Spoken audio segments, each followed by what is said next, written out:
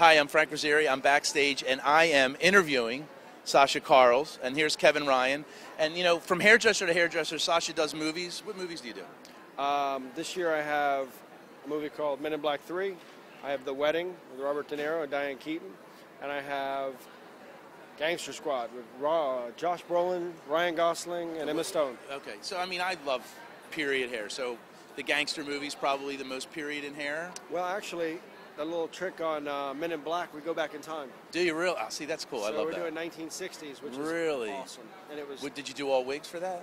No, actually, lots of hair pieces. Really? Probably about 30 wigs and about 150 to 200 hair pieces, creating volume and. Do you work with the wig makers? Do you like specifically say, hey, I want this, I want this, I want this? Is that how you do it? Absolutely. Yeah. We'll design color, the texture of the hair, right, the density of the hair, right, the length. So how long is the pre-production prior to the movie? Like before you start your first shoot day, how many days of pre-production do you have?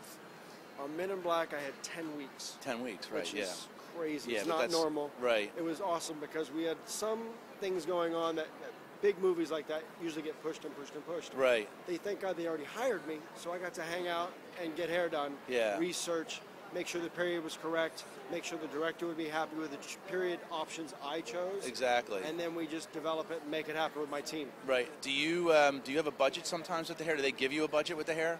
Yes. They do. And they are. Do you always go over? Because I would be always going over with. No, not normally. Not pretty normally. good. Yeah.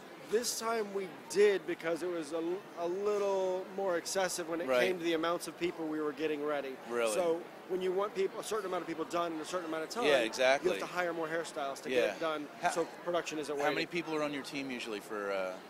Well, we average on that movie, I'd say about 10 to 12. Right. There were days there were 35. Yeah, there were days there were 45. There were days there were 2.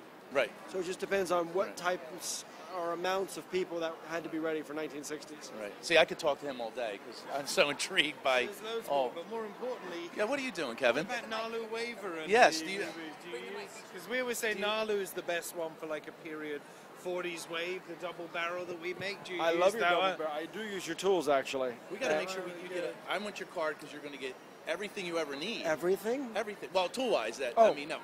I'm just checking. I'm thinking I'm tool-wise, set for life here. But I mean, I think we could really, set you up pretty well. Well, I'm all about being set up pretty well. That sounds good to me.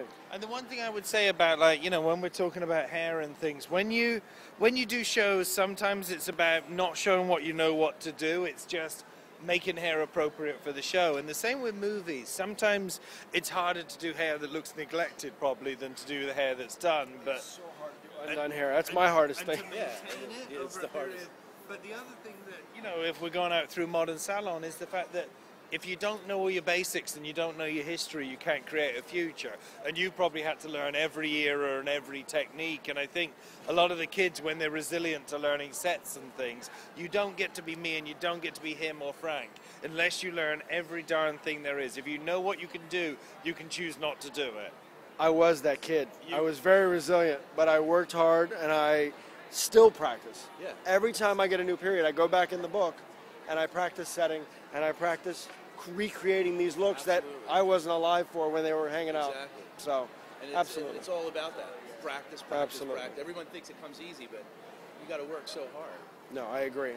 And you know what? That's what I think education and helping the young people get better at what they're doing and understanding the craft is the biggest thing we could do as people that have worked hard to get to a certain place. I think that's the key. That's where I'm at. Great talking to you. Good luck with everything. All right. Thank you.